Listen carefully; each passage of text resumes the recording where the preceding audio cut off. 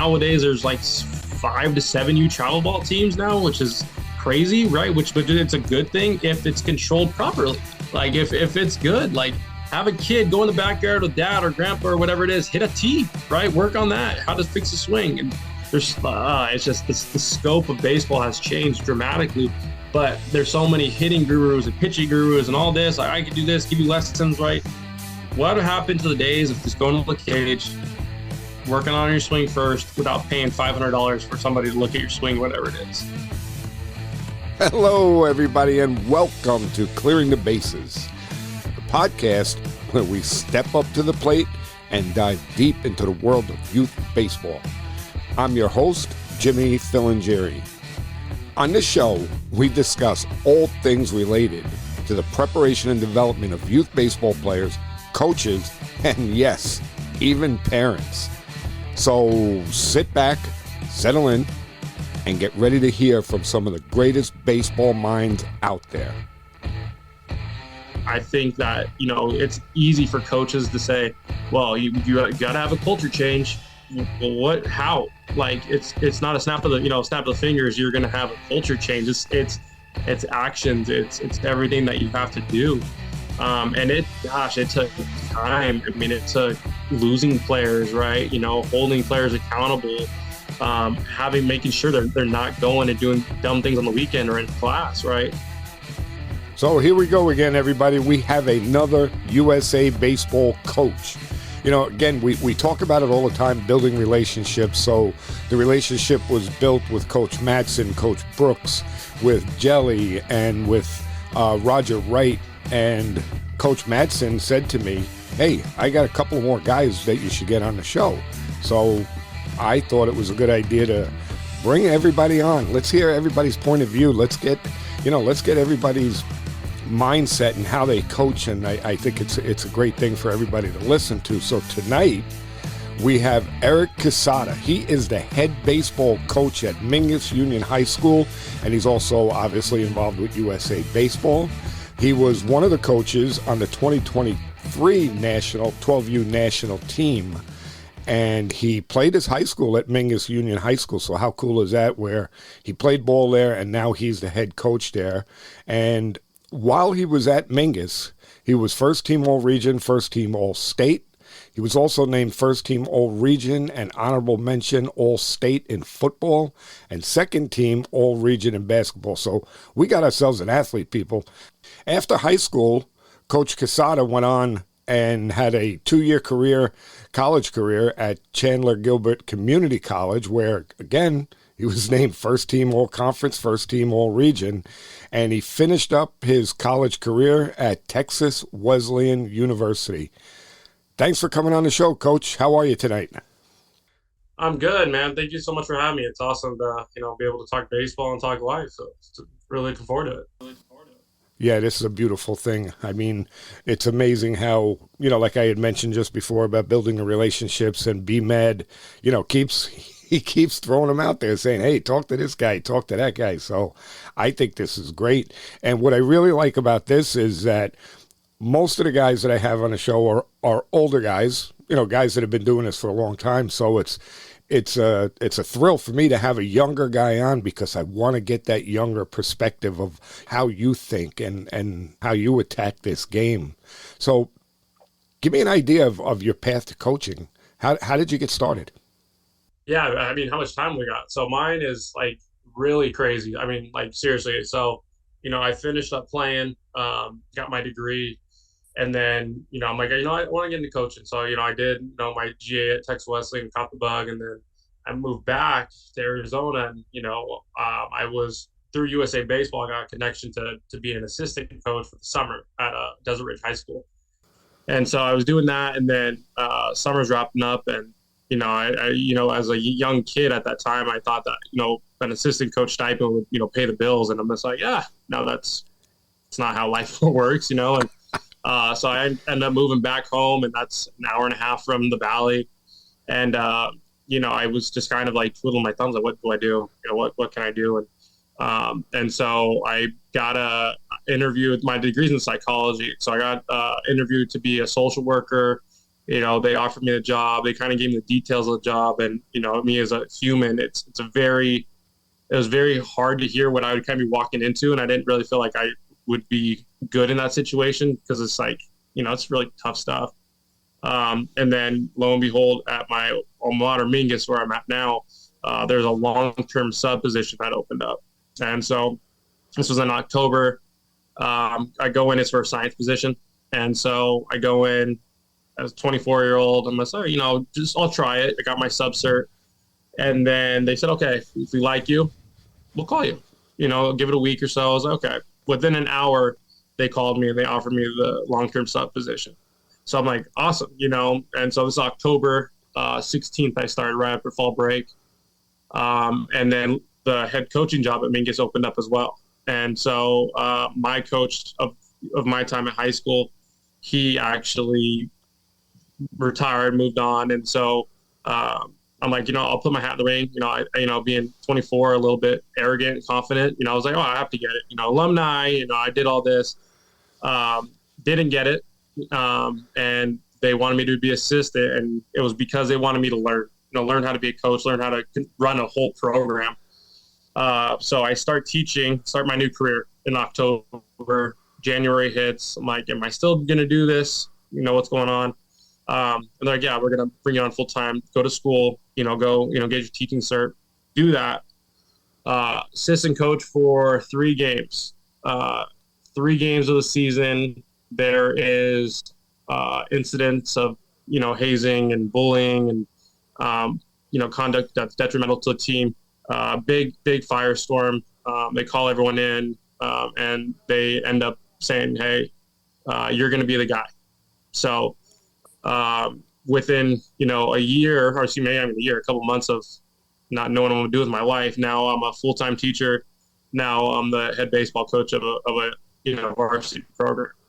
And this is now going to be year 8 of me being, the high school, varsity head coach.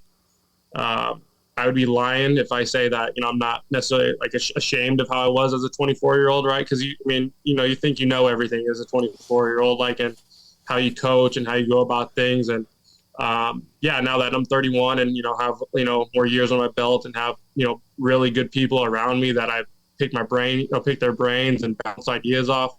I feel a lot better with how I go about things, obviously, and that's not to say that as coach you're not trying to get better every single day, which I am, but yeah, over the course of 8 years, I've definitely grown as a human, as a coach, and and it's all for the better, I feel like. So yeah, like I said, my story is unique, but I think it all happened the way it should have. I think that had I gotten it immediately, it would have been a whole different course of outcome, maybe. But I think everything progressed how it should have, and yeah, it's been a really great experience so far. So yeah. I can add to what you said about being a 24-year-old and, thinking you know everything, because when I first started coaching, very similar. I was very young, 21, 22. I was coaching juniors and seniors in high school that were just a little bit younger than me, and it was a complete disaster. So, again, I can sympathize. It's tough when you're that young because, again, you tend to think that you know everything, and but it seems like you kind of turned it around a little bit. Yeah, we had a very good year our first year and our second year, and it was a lot of I think because now, like, looking back on it, I feel like it was very hard for me to hit the switch of I'm not playing anymore and like to coaching now, because like I know when you've played for a long time, like I was fortunate enough to do, is there's that passionate fire of playing, right? And like you know that you can do that, and then you expect your kids to be able to do that, but you're not giving them the tools to be able to do it because you're just expecting it, right? And so you have to really just like channel, like, what am I trying to preach to these kids? Like, are they really getting it, or am I expecting them to get it? And as like I said, as a young coach, you just expect the kids just like, oh, pick it up. Like, I was a GA, my last year, and I'm working with, grown men. And now it's just like, I'm working with 15 to 17-year-olds or 18-year-olds. So it's like their thought process, and, they're not involved in the game of baseball like I was. So it's just, one of those things where, you have to learn, you have to have a lot of humility. I think humility is a bit really key word for that. But it was a very humbling experience. And like I said, it's just been a really, great 8 years of just learning about myself and about what I want our kids to be and in our program. And it's been really cool to see our growth over the course of those 8 years for sure. I love what you said about humility, because I believe that is an important, a key component of being a good coach is being humble. I think that a lot of guys who have these big egos, and like we talked about, thinking you know everything, those are the guys that kind of fall on their face because they're not willing to do, as you said, they're not willing to learn. I mean, I'm always trying to get better. I believe that it sets the tone for our players, because if they know that I'm working to get better and I expect them to work hard, well, they say, well, yeah, well, coach does it, so we should do it. Absolutely. Mm-hmm.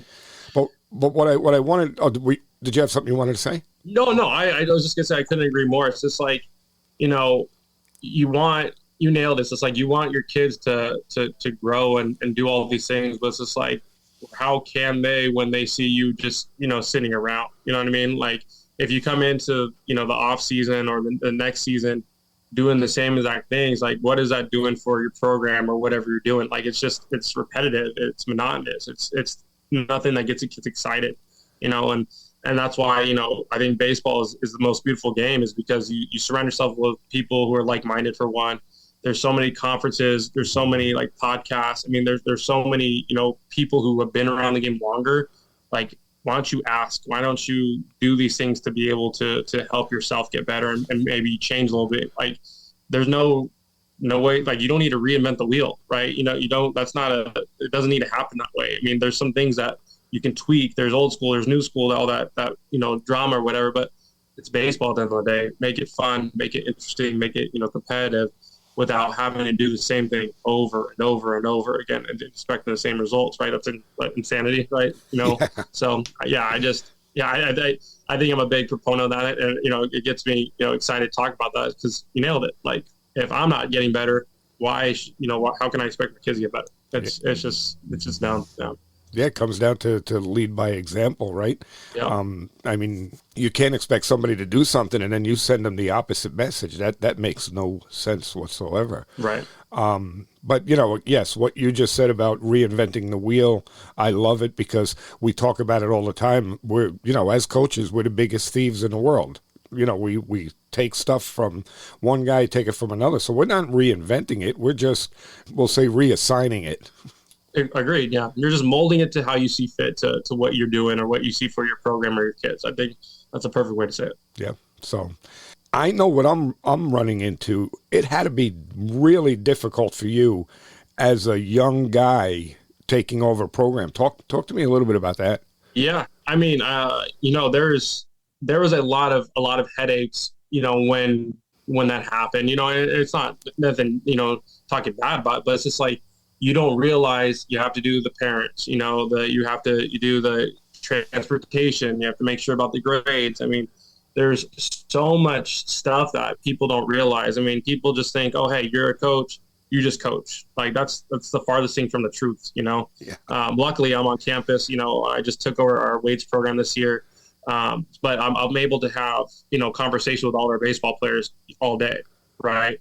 And you're checking in, like, how are your grades? Are you cutting class? But why is stuff like that? But when I was able to take over, there was immediately like, well, what's going to happen? Like from parents. So, well, this, blah, blah, blah, blah. They should be doing this. It was just a lot of, now that there's new person in, what can, we kind of say?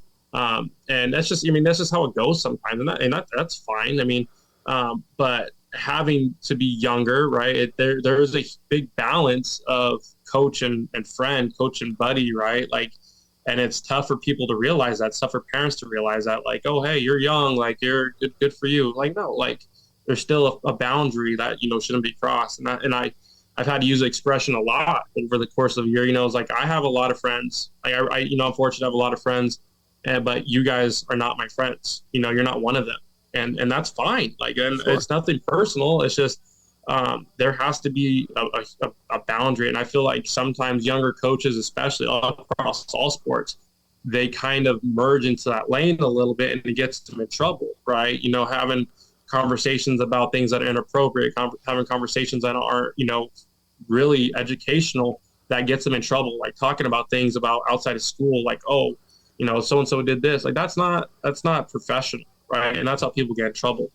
But luckily I was able to have really good support as a young coach from my administration. I know a lot of coaches across the country don't have that, which is, unfortunate, but it's just how public education works sometimes. And my admin was very supportive of me, and they said, hey, like, we appreciate what you're doing. You're an alumni. And, it took a while, Jimmy. It took a while to change, how things really moved, there was really no accountability in our program, and that's not a knock on previous coaches. It was a lot of finger pointing, like what I didn't do this, they did it. So our first year for our T-shirts, we had our state playoff run, and on the back it said accountability. That was our first T-shirt that we had that was run. The second year was now, okay, let's change the culture, and that was the back side of our shirt. Let's change the culture. So first was accountability, second was change the culture.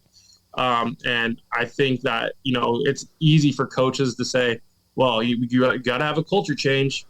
Well, how? Like, it's not a snap of the fingers. You're going to have a culture change. It's actions. It's everything that you have to do. And it took time. I mean, it took losing players, right? Holding players accountable, making sure they're not going and doing dumb things on the weekend or in class, right?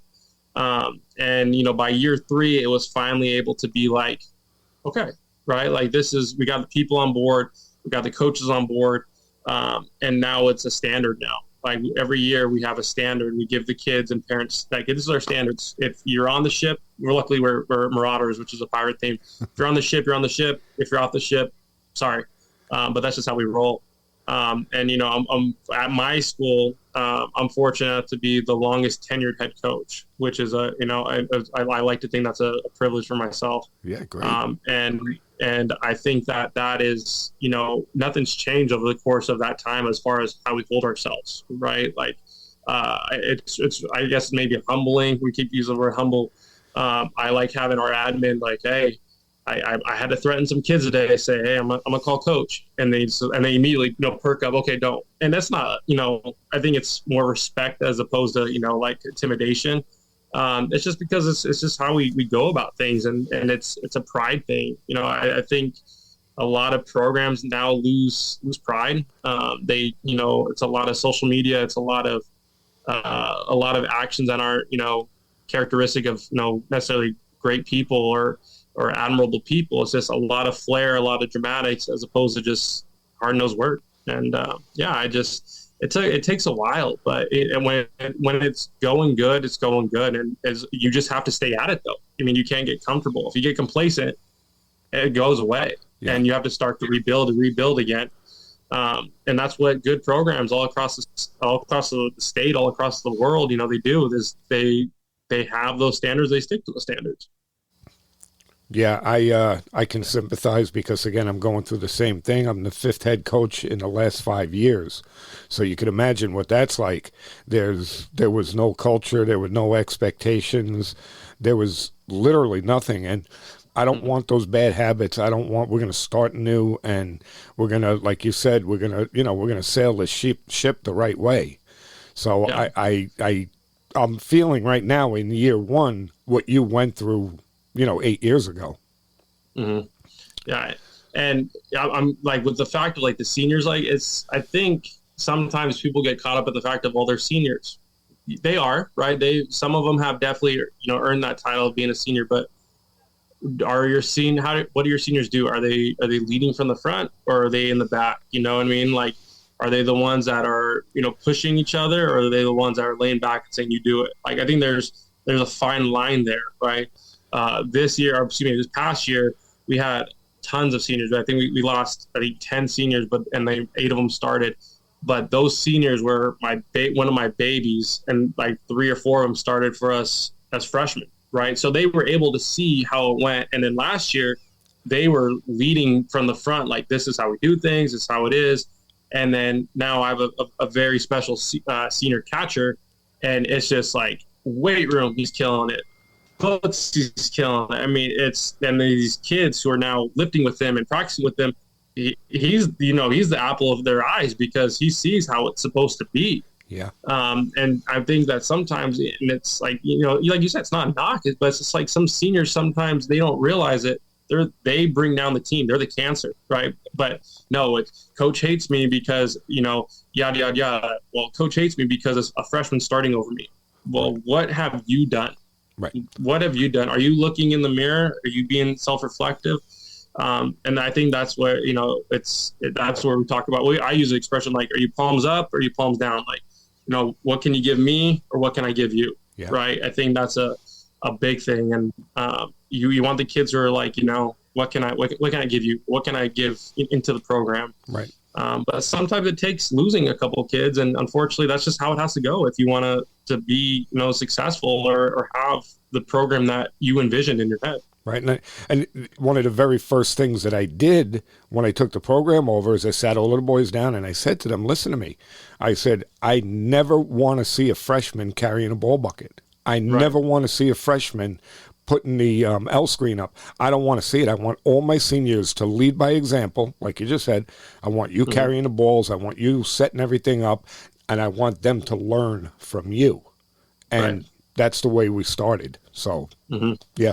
Yeah, it takes time, right? I mean, you've been coached a long time. It takes time, and I think that what we like to do, I'm sure a lot of other millions of coaches across the world, is you integrate the freshmen, the seniors. And I think there sometimes is a disconnect between, classes, and it's because coaches don't have a mesh. That's why I think team bonding is a huge thing, right? I mean, I'm sure you do it too, is have the kids get comfortable not being baseball players, but being humans, right? Like communication nowadays is a lost art. I mean, they're so addicted to their phone and Snapchat and all this, like, when's the last time you went and, you asked someone like a question in person, right? Or not like a text message. It's just one of those things. And you're right. Like, it's just like, I got this from BMAT, is how often do you say the word love, right? I mean, everyone's like, oh, well, love this. But it's like when you express to your players that you would do anything for them, it goes a long way. I mean, everyone isn't raised how you're raised. Everyone isn't going home to the home that you have, right? Sometimes you're the one outlet that it is that, their outlet to be, and I, BMAT always makes it a point to, like, put a hand on the kid, like touch him on the shoulder, like, hey, you doing good today? Like, you did a really good job. And I took that from BMAT, is because he's one, I mean, you see kids when he speaks, it's like a snake on a parade. Like, they're locked in on it. It's because they respect him and they know, like, he would do anything for them. Yeah. And I think when you put that into kids and they realize, like, it's not just smoke, like, yeah, like, I'll go to bat for this guy any day of the week, right? Yeah. And it doesn't have to be like, oh, I'm going to fight for you, I'm going to, punch this guy for you. It has to be like, at the end of the day, like, I have your back, right? Like, I think that's the big thing, is understanding, like, if I have your back, like, I'll do anything for you, and I love you and I respect you, and yeah. I just had a text conversation with one of my players that I haven't coached for, I think, about 4 years. So I probably coached him in travel ball when he was 14, and he left for college today, and he's playing, baseball at college. And so I shot him out a little text, hey, bud, good luck. And, I gave him a little thing. And at the end, I just said, I love you, bud. Enjoy this. Text me back, hey, coach, I love you too. Thanks for the text message. That relationship it means everything to me. I could care, really. I mean, I know this sounds crazy, but I couldn't care if I won another baseball game when I have that. Completely. And that's what I don't think parents and, like, admin realizes, like, I've, like, 8 years of this, right, is I've been invited to weddings. I've been, invited to a bunch of different things. I've been invited for 21st birthdays, right? And I think that's just because of the relationship you built. Like, this past year, I'm in the gym, and it gets me chills, thinking about it, is one of my players from, like, 2 years prior, they're like, hey, you have a visitor in the gym. So I walk in, and he comes in for my former player, Addison LeCare, full Marine uniform. Oh, and it was just, like, I immediately started tearing up, and he goes, I wouldn't be here without your guidance. And it's just like, you're a Marine, man. Like, and it got me so emotional because it's like, people don't realize that bond that you make with kids it's just so far outside of baseball. Like the conversation I've had about, girls and relationships, right? Like, someone broke my heart, or my grandpa's going through this, my grandpa's going through this. Like, no one sees that. They just see wins and losses, right? But you don't see, the weddings, you don't see, the baby showers, you don't see all these different things, which is what makes us why we do what we do, right? Yeah. I think there's that quote's like, people get judged on wins and losses, but like at the end of the day, like, how many lives are you touching, right? What's the impact you making on this world? Yeah. And I think that's what I base my coaching off of is how many lives can I touch, right? What can I do for others, and be a servant? And it's like that servant leadership, kind of gets overplayed sometimes, but it's like, really, like, I want to put so much into these players. And like today too, one of my players started his first practice today for college, right? And he was texting me last night, like, dude, you got this, right? Love you.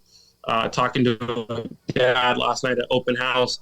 His son was one of our players. He just went to Western Kentucky out of the portal, and he's just like, you open the door for him. I'm like, yeah, I might have opened the door because he went to my alma mater, but he's the one that pushed it and kept walking and sprinting through it, right? Like, that's it, right? I want kids to be better than me. If they coach and down the long run, be a better coach than me, right? If you play, be a better player than I ever was, right? I could care less. I think, like, I hate when people like, oh, well, I did this. Your time is done, right? Like, your time is done, and that's fine. Like, have kids try to beat you, be better than you, right? Like, you can have the awards, you can have all that stuff that I accomplished. Like, I don't care, right? Beat those, challenge yourself, right? I love that you said it, because that's a word that is a little blurb out of my book. Okay. Is that nobody gives a crap where you played, what you did, nobody cares. Okay. Is all they care about is what's going on right now. And because now our role as a coach, we're not a player anymore. Okay. Mm-hmm. Are you a good coach? That's what's important right now. Yeah. And I just think that kids need a good coach, right? They just need someone that believes in them, right? Outside of it. And like, it's, I think because I'm all in, the Twitter sphere and sports spheres, it's like, I saw a thing for Tua Tagovailoa talking about his previous coach, about how he came in, was just like, every day, like, how would you feel if they told you that you're the worst person? Why would you do this? Like, of course, like, of course, coaches are going to have their moments where they're frustrated, but like, how can you not build a kid up? You don't know what they go home to, right? Yeah. Like, luckily, I know most of our parents, right, and they're great people, great families, but like some, it's like, this is the best interaction they're going to have all day. This is what they look forward to. Like, how could you possibly berate a kid, make them feel like they're little when they're still kids? I mean, that's just they're kids. Yeah, if things don't go right, I can get what's that saying? My nose at a joint, okay, and I could light a kid up. And if I do that, though, I know that number one, he knows that it's coming from my heart. It's not coming from my head. But I will never leave that practice with that kid not getting a hug from me and telling him that I love him and explain why I got upset. Agreed. Yeah. Agreed. Yeah. Because I feel like a lot of times it's like, especially when I was in my, when I first started, is just like that fire, that like competitive in a negative way in the dugout, like really just like expressing my frustration in ways that was just like makes me cringe now thinking about it. Right. Like, I think as a coach, there's a time and place, like for sure. Like, there's definitely boundaries of like, getting fired up, getting really upset, getting mad, like about things that aren't happening. Absolutely. And like, getting on a kid, like for sure, like there definitely needs to be structure and discipline in a proper way. However, how are you like making sure that things aren't just stuck in a corner? Like, are you trying to fix and say, this is where I'm coming from? Because sometimes like kids are like, oh, well, coaches, this and this and this because of this. Well, why? What did you do? Has he talked to you? Have you explained why? And I think a lot of times there's a lot of things that doubt in your head, like you go home and like, well, I think this. It's because no one said anything why. Like no one expressed why that happened to the kid, right? And I think transparency is a huge thing in coaching, like all across the board. Be transparent. Like you don't need to, express, game plans and lineups and why you did this. Like that, that's for the coaches, I guess. But express why you were frustrated in the moment. Express why you were a little upset in the moment. I think that goes a long way with the kid explaining, the why and everything. All good stuff. I mean, all good stuff. So let's jump a little bit into the USA stuff, okay? So how did that get started for you? I started as a scorekeeper. I think this is, I keep losing track. It's either 8 or 9 years. It might be 10 years, honestly. But I started in college as a scorekeeper in Arizona. And back then, it was just by book, right? The old school book, keep a track of scores, submitting and all that. And then progressed, kept doing that. And then eventually became tower supervisor. So you oversee the spring training fields, make sure the umpires are good, make sure fans and, coaches and parents are, orderly and, all that stuff.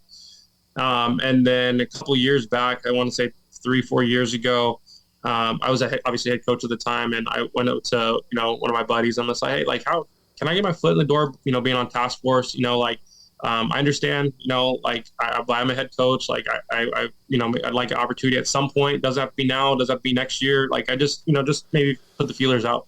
So yeah, I think we could do that. And then became on task force scouting for USA Baseball.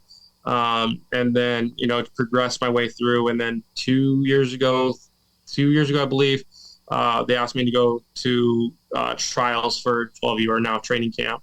That's when RJ Farrell was on staff. And that was a new experience for me. Like I didn't know what to expect, especially for the 12s. And that, man, I can't say enough about the 12U range. Even USA Baseball in general. I don't say this to say like I owe so much of my life and baseball coaching to USA Baseball. The friends I've made, the connections I've made, like I owe so much to USA Baseball. They've been so good to myself and my friends and, my family. And, but yeah, I just did that. And then this past year, myself, BMAD, Troy Gerlach, who's a manager, and then Seth Kenny went to Taiwan and then we won a gold medal. And that was just the most unbelievable experience of my life. I mean, as you can imagine, it was just everything that you dream of, as a kid and, in the baseball world of having a USA across your chest. And everyone says it, right? But until you experience it, like we even tell the kids, like, until you experience it, you don't know. And it was the best time of my life. And it was the best experience of my life. And yeah, USA Baseball has been so amazing. And I'm so thankful for everything they've done. Yeah, I mean that's some honor to be on a national team. I don't know if I ever had to do that and was fortunate enough to win the gold medal and got up on that podium. You would see one old man crying like a baby. Oh yeah, it was as soon as we played New Zealand the first game, and as soon as our anthem hit for the opening, it was just like waterworks, right? And luckily I had sunglasses on but it was just like it's something like as soon as it triggers, it was just waterworks, and it was such a prideful moment because you're looking across and you're seeing another country, and then you look down the line and you're seeing all of us in uniform, and yeah, it was. And then when we were able to win the gold medal, it was, it was super cool, like you see in movies. As soon as we won, like the confetti, and then it was like Queen, "We Are the Champions," blaring across the whole stadium, and then. When we got our gold medals, it was you see all of our photos. I was next to BMAT, and it's a cool photo. I'm looking at BMAT as he's getting his on. He's looking at me, and it's just like pure pride, because I consider BMAT one of my best friends, and it's just one of those things. Is that gold medal, right? It's just like the pinnacle, right, for everything. Watching the Olympics, that gold medal, right, and. My wife, she's a USA Baseball, obviously, family member now. And we were screaming at the TV, like for Americans to win. It's just like that pride now is just booming through myself, right? And that's the most surreal experience and the best experience possible for sure. That's fantastic. I mean, yeah, the pride of being able to play for your country or a coach for your country and to see, these players go out there and win the gold medal. It's got to be unbelievable. I talked to BMAD, I talked to Westbrooks, I talked to Roger, I talked to Jelly, but I never got into with them. What is it like with a 12U national team practice? Is it like one of your high school practices? It's got to be a little tough. Yeah, I mean it's full bore. I mean, to the minute you're doing. Obviously, it's super organized. It's super controlled. If we have to run in a little bit more because we have to get something right, we do. But yeah, I mean, it's just everything that you picture. It's you are doing everything the USA way. I mean, everyone in USA baseball will say the USA way. Well, what does that mean? That means tuck your shirts in. That means not having all the bling, out and about, like having your hat properly, making sure our shoes are tied. It's just doing everything the right way, right? And then, practices, they're intense. I mean, we're making sure that we're getting geared up to play. I mean, because everyone uses the expression, and I think our buddy Butch Chaffin uses it, is like, this is the best travel ball team in the world, right?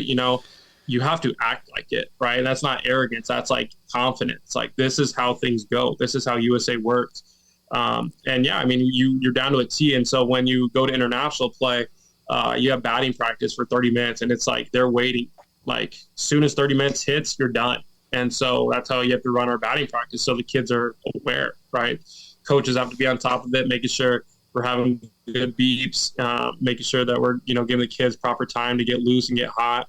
And then as we get closer, we really try to ramp it up to how things are going to go, whether it, be a qualifier or whether it be the World Cup. So when we went from Cary, and then we were in LA, trained in LA for, I believe, a week. And then as we got closer to our depart time to Taiwan, we started ramping our practices up to kind of match how it would be in Taiwan. We end up having when we were in trials, we try to match up game to game as far as you play a night game, and then the next morning we play at 7 a.m. So the kids have to know, like, it's boom, boom, right? You can't feel sorry for yourself. That's no one in the world feels sorry for USA. Right? USA is the one that has a target on their back. How can we put USA at a disadvantage? But yeah, when you have great managers like USA always does, they put their own little spin and flair on it, but it's all uniform to the sense of, for the kids to make sure we're prepared, ready to go. So, yeah, so you actually answered my question, because I was curious about that. So you guys start out in Cary, and then you go to different places on your way to where your final destination is?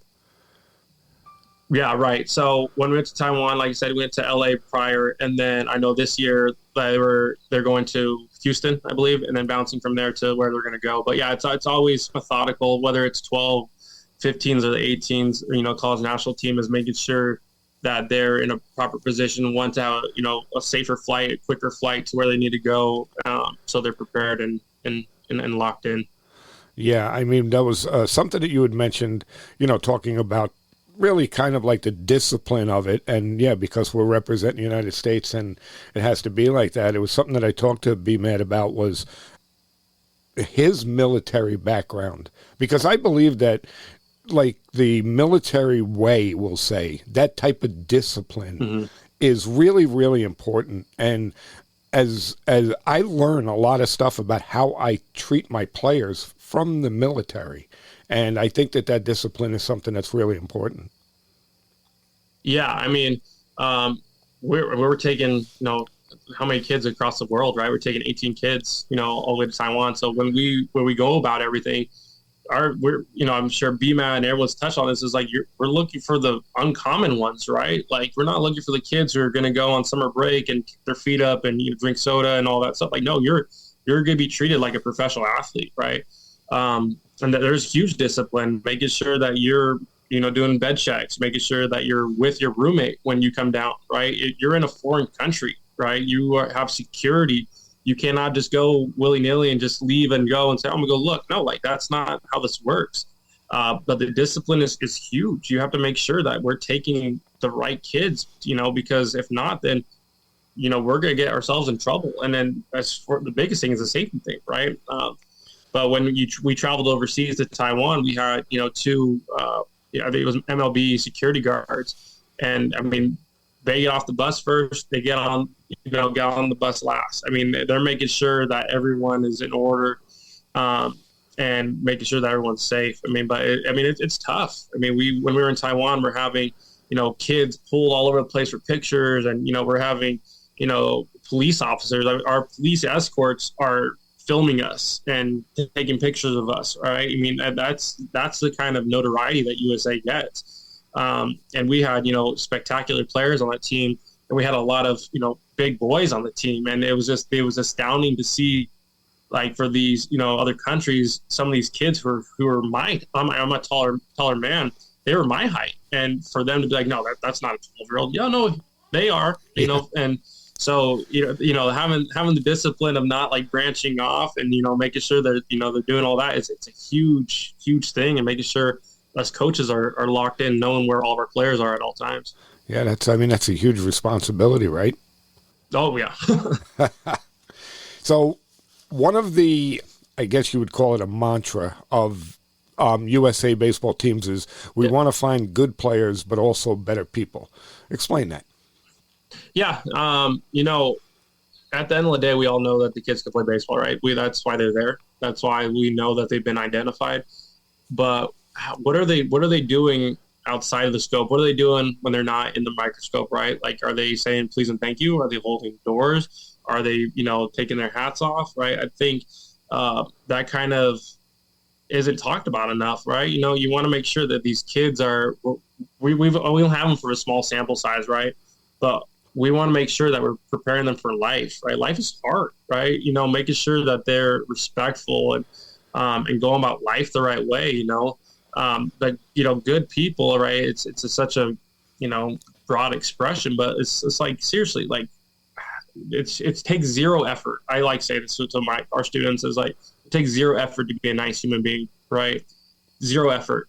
Wake up, be gracious, be thankful, like, thank your parents, thank, your bus driver, thank whatever. Like, how hard is it to say thank you? How hard is it to say please? Like, my grandma, before she passed away, was always just like, keep your manners in your pocket, right? Always be that person who walks in and makes sure that, you're acting accordingly, right? Because, especially USA Baseball is like, you're not just representing, yourself. You're representing USA Baseball, representing your family, right? You're representing everything. And when you are not acting accordingly, who does that come back on? Not just USA. It comes back on your parents, your guardians. It comes back on you.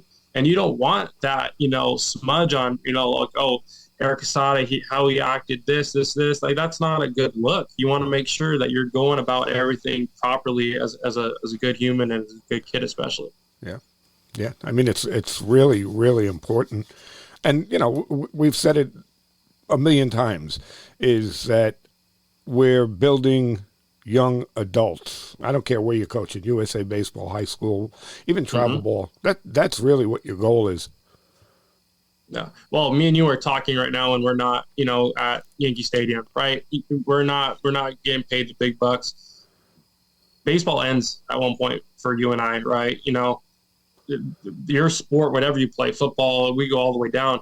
It's going to end at one point, right?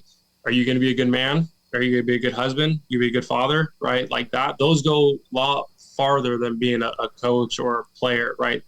How are you going to be at the end of the day? Like, what are people going to say about you when you're gone, right? And I think that kind of goes, a long way just with life. Is just like, how do you want to be remembered? Do you want to be remembered as that guy that just is like, oh, constantly cussing and this and that, and blah blah blah blah, or someone that's like, man, he was a good man. He was a good person, and all those different things. And I just think that that goes, like, people lose sight of that. You know what I mean?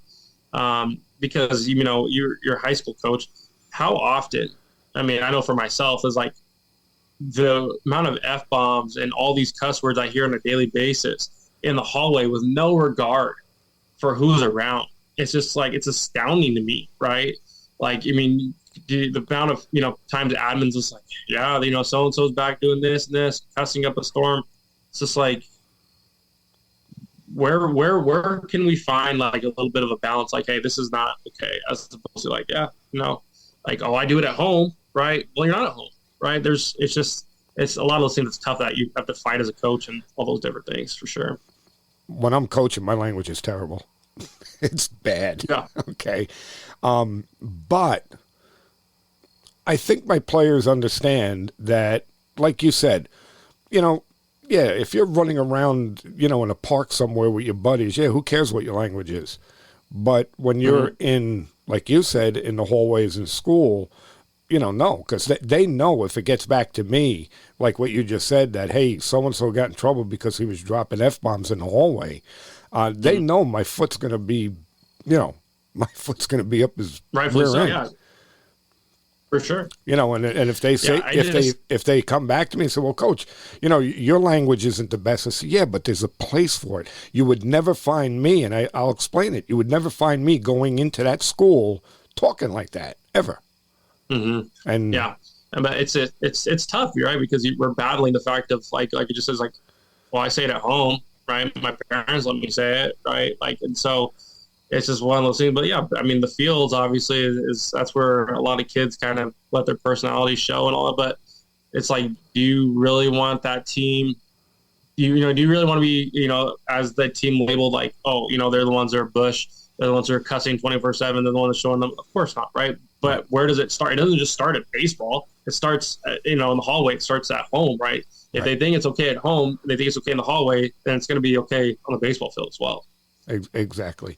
And yeah, that's another thing too that I do hammer home is, what you just said is that when we're playing a game, whatever it is, we're practicing and stuff, we're representing the school. Okay. So when we're out amongst people, you'll never hear me talk like that when there's other people around. When it's just a team, all right, we're the team, my language is going to go a little crazy, but you're representing me and you're representing the school. We have to act like gentlemen at the appropriate time. Right. So, and I haven't done this in a while, ask a coach this, so I kind of want to get your opinion on it. What type of player you look for? Oh, that's a tough one. I could give, the generic answer, one that works hard, but like, I think the type of player I look for is someone that goes about things the right way.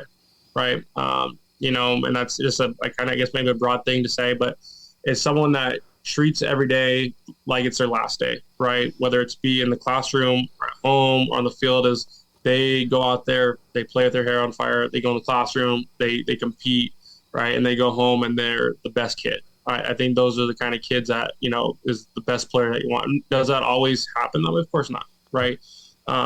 We've all experienced it. Some of our best players aren't necessarily the best students, right? They're not necessarily the best kids when they go home and, they treat their parents, not the best, or, you have to worry about them on the weekend, right? I think as a coach, though, for myself is, just what are they doing? Like, how are they going about the day? How are they dominating the day? Going about things the right way. And, I'm fortunate to have a couple of those kids who I, off the top of my head, you're like, yeah, you know what? They come in every day, they bust their butt. They go to practice, they bust their butt. Like, those are the kids that you want, because those are kids that are easy to sell to other coaches, right? They're not kids that you have to worry about. They're kids that are just going to go out and play and go home, do it all over again, hit the weight room, go to class, hit study hall, do it all over again. I mean, that's just the kids that you want as a player, for sure. Yeah. I like to term it as I'm looking for that blue collar approach. No, for sure. That's a perfect way to say it too. That blue collar, just, that bulldog, get after it, right? Just get after it and get going. Yeah. And I loved when I spoke to Clay Cox, he said, he calls it OKG, our kind of guy. Oh yeah. I like that. Yeah. So I stole it from him and I use it with my team. And I tell my players all the time, I'm looking for OKG. I'm looking for our kind of guy. And, I'll take a lesser talented player with a very good work ethic and a very good attitude over a kid who may be really talented but has a bad work ethic and a bad attitude. What do you think? Oh, I agree. It's easy as coaches because we want to win, right? That's like we talked about earlier. It's like that's how we get, judged. But at the same time, it's just like, okay, a kid, misses class, right? Cuts 2 classes, gets in trouble, you get caught on the weekend vaping, whatever it is, right? Which is a huge thing. And then you start him, right? As opposed to a kid who, right, like you just said, is not, not the best, but he's a grinder. gets his lunch pail, goes to work, and he puts in his hours, right? That's the kind of things that you want, right? Is those kind of kids. So what kind of example are you setting as a coach, right? Are you going to value the kid who, is the one that's getting in trouble, have to worry about and missing practice, as opposed to a kid who's put his time and effort in and is, not, you don't have to worry about him, right? Like that's just the balance of what do you want? What do you want as a coach, right? So, but yeah, I completely agree. Is having that kid who's working his tail off, as opposed to a kid who, has all the talent in the world, but what are they doing with it? They wasting it away? Because I'm sure you've had those kids, right? All the talent in the world, but they'd rather, on the weekend, go get drunk and go do something stupid and then come show up to practice, have D's and F's. What are we teaching our kids, in our program? Yeah. Yeah, I actually had a kid this year, arguably the best player on the team, very talented kid. Was on the mound, and I had my one of my sophomores behind the plate, and the whole purpose of having that kid on the team was to get him reps because, the only other catcher I had was a senior, so I got to get these younger guys ready for next year. So I had him in a game, and, granted, he needs work. So a couple balls got by him, and the kid who was on the mound, who was a senior, again, arguably the best player, he goes, "Catch the ball." He said it to the catcher in that tone. And it was in the middle of a count. I came out of the dugout, and I said, "Give me the ball. Give me the ball. Go sit down." I sat him on the bench for 3 games. 3 games. I told him, I said, "I don't care. I'll lose every damn game." I said, "But you're going to learn you don't treat your teammates like that." Yeah, I think like we talked about is like showing your teammates up, right? Oh, it's a sign of authority. Really? Like, really? That's what you want to call it? Or is it just being arrogant? You know what I mean? Like, and there's, on the flip side of that too, is I'm sure we both had a kid who, like a senior, gets on a younger kid because they haven't progressed because they're not working hard. Right. You know what I mean? One of my GAs, or when I was a GA, one of our assistants at Texas Wesleyan, Kelly Shopek, he played in the big leagues, obviously. He told a story about how, he was catching and, a pitcher, he threw the ball and, he let the ball get by him, whatever it is. And, he kind of shrugged it off, and the guy was a veteran. And he, pulls him aside privately, and he goes, "Man, like, to you, you're young, like, it's no big deal. Right. It's like, but for older guys like me," he goes, "that's how I pay the bills." Right. That's you're taking money out of my kid's mouth when that stuff happens. Right. And that's like an older senior talking to like a freshman or sophomore, explaining, this is the work you have to put in, as opposed to, you have to do this, you have to do this. There's a fine line between, crossing that and all that. There's the private, like, hey, this is why. And we talked about the why earlier. And then there's like, you need to, the definitive, like you have, like, there's a big difference there. I was just going to say, the second way you described is the whoever you're talking to, you're probably going to turn them off. It's probably going to go in one ear and out the other. Where in the first example, when you explain it in a rational way, it'll probably stick.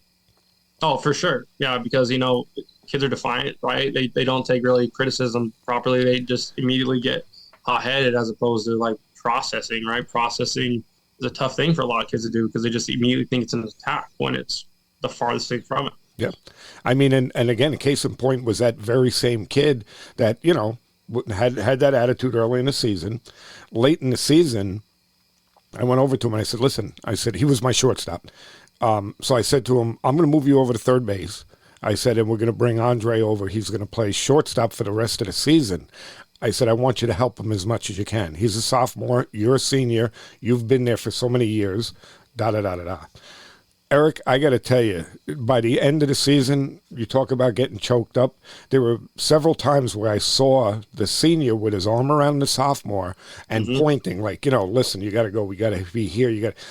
I had tears in my eyes. I was like, wow, that was the same kid that was yelling at his catcher to catch the ball. Now by the end of the season, wow, what a difference. And it was just, I don't know, the season's only 3 months, so what could it have been, 6 weeks that he turned around? Right. How do you measure growth in your program, right? That's a measure of growth there, as a sense of the kids. They're making that move to transition to the younger kids. I mean, because those kids, they're going to graduate, and it's just like do you want to leave it worse than you found it or better than you found it? And what does that entail? Like, it entails the kids who are younger than you, who, whether they, don't want to say it, they look up to these kids, right? Some either take it as a challenge, or they're kids like, they look up to them and they're going to emulate what they do. And that's that growth. Like, the arm around them, making sure they're no one in position, stuff like that. And there's a bunch of kids who we know you could put a foot where it needs to go and they will respond like, yeah, okay, I'm on it. Then there's kids you put a foot and it's immediately shut down, right? And there's that, that balance of how can you do that? Some seniors can be that guy who like, hey, let's go, let's get on it, and they'll respond. But others, you have to put that arm around the shoulder. Hey, this is why, explain why. This is okay. You're doing good. Let's move on and be better. So I could not agree more. I have one more thing that I want to talk to you about because I have my pet peeves about this, and I want to know what you think. Okay. What are you seeing now that is missing from our youth players? The fundamentals. Oh man, I think I might be the millionth coach to say it, but man, it's just like the little things. I mean, the travel ball showcase world of America, right? The Instagram, the Snapchat, the Facebook, the everything is like, where did the fundamentals go? Where did how to properly run through a back, how to where to go on a cutoff, like all those little things that it's just like why? I'm an outfield guy. Like I live for outfield. How many times? I mean, it, like watching a major league game, watching especially the travel ball team, airmail throws because they're trying to get the throw, right? They're trying to get that one throw that's going to be on the highlight, as opposed to hitting a cut off in a back door, maybe hitting a cut off, making a good throw. Is now you're going to airmail, now it's going to sail, now it's going to short hop, and here he goes a merry-go-round, right? Like, that is the fundamentals of our game has been going to the wayside because it's now like, here's my phone, here's what I did, this is what I did, like as opposed to, okay, you're a baseball player, okay, play the game of baseball properly. So, I think fundamentals is just kind of just got pushed aside because it's not important to some kids because that's not sexy, right? The fundamentals aren't sexy. Yeah. Sexy is getting hosing a kid out of home and hitting a stand-up triple. Like that's the sexy part of baseball now, apparently. I you just touched a nerve. It's because again, I'm an outfield guy too, and you airmail a cutoff and don't get the guy at home, and the runner advances to second base. You're coming out of the game. Yeah, I'm taking you out. I don't care. Mm-hmm. What are we doing? Are we playing the game? I talked about I had Jeff Schaefer on. I don't know when it was. It was 6 weeks ago. Jeff Schaefer from USA Baseball, and I was telling him about a game that I was at. I was with Steve Springer watching the Renegades game, and the Renegades are high A for the Yankees, and it's right in my backyard here. Eric, the things that I saw these guys and they're professional baseball players, I wanted to blow my brains out.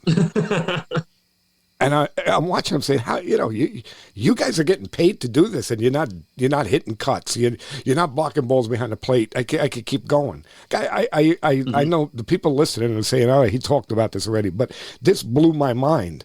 There was a runner on second base, 2 outs, fly ball to center field. The runner tagged up with 2 outs. He tagged up. I'm like, and they play professional baseball. Okay, yeah, that makes sense. Yeah. I just. It just like you said, struck it. It just bugs me. It just bugs me because it's like the amount of kids that I've had that have come up through our program and they don't know the bare bones of baseball. Yeah. Like I think Little League is dying, unfortunately, all across the country. I think Little League is when I was a kid, I'm 31, Little League was that was it. Like Williamsport was just like wow, like that's a pinnacle for us little kids. Little League is dying out. It's all travel ball. Okay, well now travel ball is now so focused on the tournaments and making the money and all that, which is great. Like you do you, right? However, you're not setting kids up for success as they progress because once they're out of your system and out of your team, move on and then go. Okay, and so when we get our kids in our program now, it's just like What do you mean you don't know like a first and third? What do you mean you don't know like simple like baseball scenarios? It's like how like bare bones basic stuff that I as a varsity coach I shouldn't have to explain. You know what I mean? And so some of those kids are so now behind the eight ball because other kids who are baseball players, right, they know how it is. If we have a lot of baseball players, we also have a lot of kids who play baseball, right? I think there's a huge difference there. Like who play baseball and kids who are baseball players.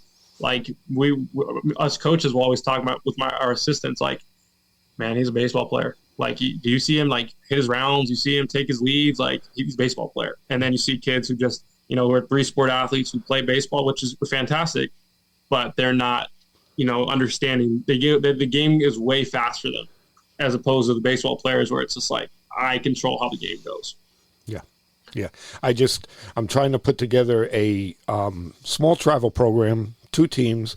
And again, what I want my emphasis to be on is practice. So what I want to do is I want to get kids together, practice 3 times a week, and then maybe play a game or 2 on the weekend. And that's it. Then we'll go back and we'll practice some more. So anyway, last Thursday, I had my first tryout for this.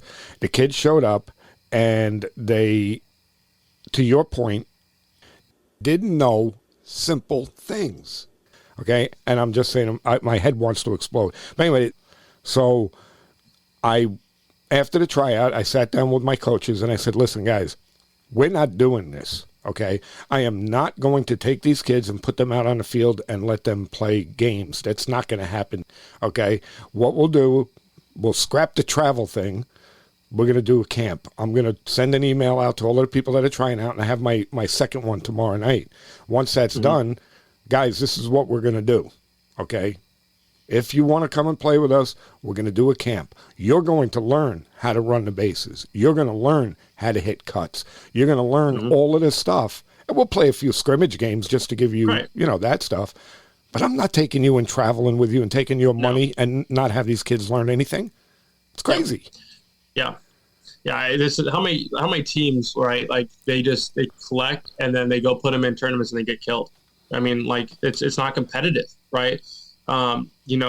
We're fortunate. We get asked a lot to play at bigger schools, right? Because I have a lot of connections, fortunately, with all my friends. And it's just like, I'm not going to have our kids, go and get fed to the fire without us being properly prepared, right? It's just like one of those things. It's not really like, I guess it's a pride thing, but at the same time, it's like, it's demoralizing for a kid. You know what I mean? Like to get absolutely blown up or to be completely outmatched, right? And then also it's doing a disservice to the team. If you have a really great relationship with that team, you're not getting them better either, right? It has to be, that balance between both of you. It's like, hey, I'm here to get you better, here to get us better, then we'll meet in the middle and do what it is. But so many teams, they're like, okay, I have a travel ball team. Okay, great. Well, we just went to, this tournament. Okay, great. Well, what happened? We got to run all 4 games. Okay. So, like, what was there to show for it, right? Was it the fact that they got run-rolled because there was just better competition, or the fact that they were just fish out of water? I mean, and that's a lot of kids, unfortunately, is they want to play travel ball. That's great. Then there's going to be travel ball teams who will just say, hey, come do it. I'll take your check. You go sit the bench. You play a couple things or 2, and then we're good. Which is, it's unfortunate, but that's the world that we live in. And I think nowadays there's like 5 to 7 U travel ball teams now, which is crazy, right? But it's a good thing if it's controlled properly. Like if it's good, like have a kid go in the backyard with dad or grandpa or whatever it is, hit a tee, right? Work on that, how to fix a swing. And there's it's just the scope of baseball has changed dramatically. But there's so many hitting gurus and pitching gurus and all this. Like, I could do this, give you lessons, right?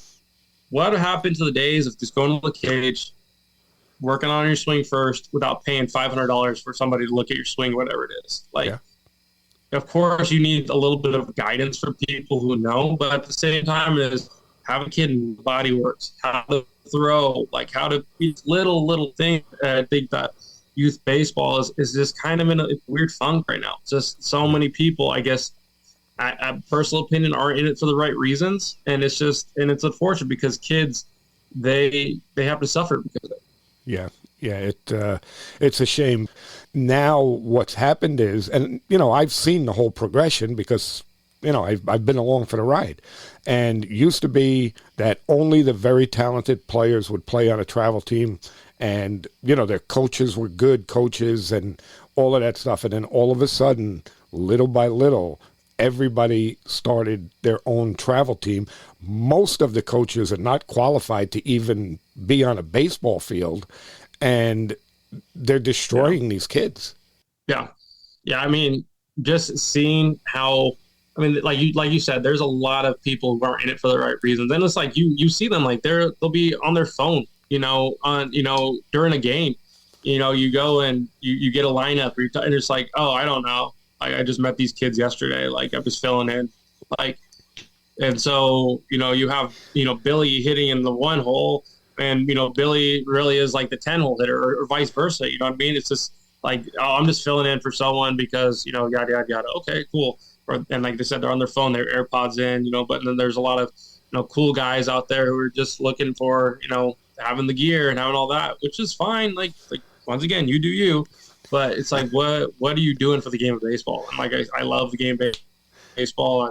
It's my favorite. It's given me so much joy and, so much of my life. And I want to see it played properly. I want to see the game progress as it should be. So you play. I mean, and I know that you're gonna agree with me on this. You play the game the right way, and you lose the game. I'm hugging every one of my players. No doubt. Hey guys, you did a great job today.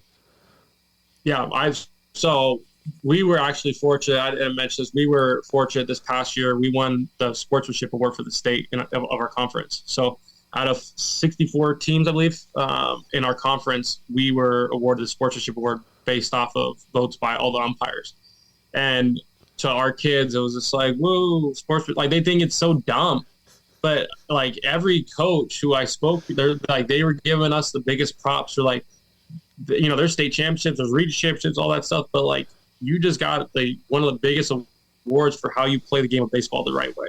Yeah. And that was, for me, like one of the biggest feathers in my cap, is because we make sure that we aren't showing umpires up. We make sure we aren't showing our opponents up, right? We're showing up to the yard properly. We're taking care of dugouts, right? It's not eyewash in the slightest. It's how we go about things. Yeah. And having that award is just like, that was, huge for our school and for our program, because it just shows that the kids care about the game of baseball and care about, giving the game, to, in better hands as they progress. So, yeah, I think you nailed it. And I agree with you, because my last year at Stepinac High School, my team won that sportsmanship award for the Catholic High School New York City League. It was a great honor to me to know that the umpires recognized that my boys play the game the right way. And yeah, so I know exactly what you're talking about. So yeah, it's just I think when we spoke about it, they just that it's not the rah-rah, it's not the pizzazz, it's nothing that gets people excited, right? But to people who appreciate it, that's what gets so gets people excited is playing.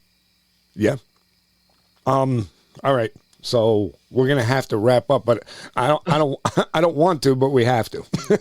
All right. This was awesome, man. This was fantastic. I could talk all day. Yeah, I'm the same way. And yeah, I mean, luckily I have, like I talked about, we have a big baseball group, and it's just like, it's nonstop baseball. Like, what do you do in this situation? What do you do in this situation? Well, like, what do you do for fundraising? I mean, it's just everything as a baseball coach.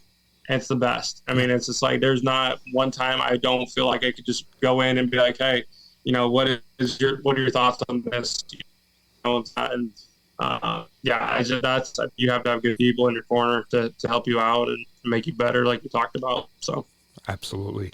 Well, Erick, I got to tell you, this has been a pleasure for me, and give people an idea of your social media. I know you're on X. Where can people reach you? Yeah. So my let me look. My X is I don't even know off the top of my head.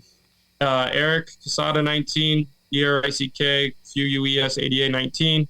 And then they can also do my Instagram. I do a bunch of stuff on Instagram too. That's Erick _Quesada 19. So very basic, but yeah, X. definitely want to connect with people on X or Twitter, whatever it's called now. And yeah, I'll talk baseball with anyone in Yeah. the world for sure. I've spoken at a couple clinics, fortunately, and I'll talk outfield play. I'll talk, being younger. I'll talk whatever. I love talking about baseball for sure. It's great. I want to thank you. And, if be mad if you're out there, you're listening, I want to thank you for putting me in touch with Erick. But, Erick, this was a great conversation. And, I look forward to continuing the conversation in the future.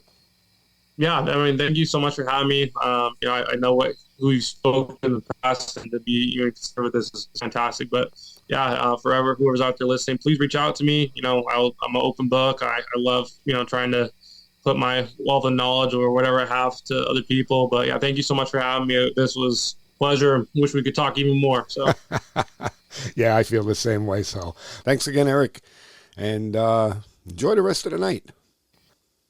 Well, you heard it all right there. Erick Quesada, head coach at Mingus Union High School and 2023 USA Baseball National Team coach. There's a lot of things you could take away from this conversation with Coach Quesada.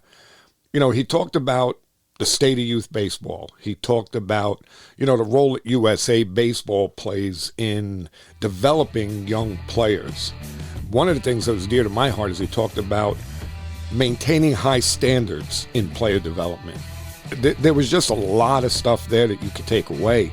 I mean, he talked about teamwork, discipline, and again, very importantly, he talked about the critical role that coaches play in shaping future generations of our young baseball players.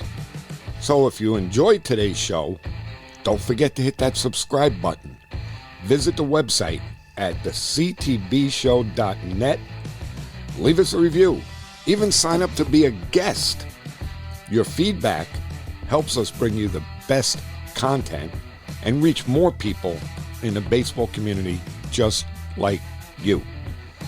If you have any questions or topics you'd like us to cover, reach out to us on social media, X, Facebook, Instagram, and like I said on the last show, we are now on YouTube. You can also drop us an email at any time at clearingthebases@gmail.com. I love hearing from all of you. Once again, thanks for tuning in to Clearing the Bases. We can't wait to see you back here for our next episode. Until then, keep practicing, stay positive, and remember, people don't care how much you know until they know how much you care. Thanks, everyone. We'll see you on the next one.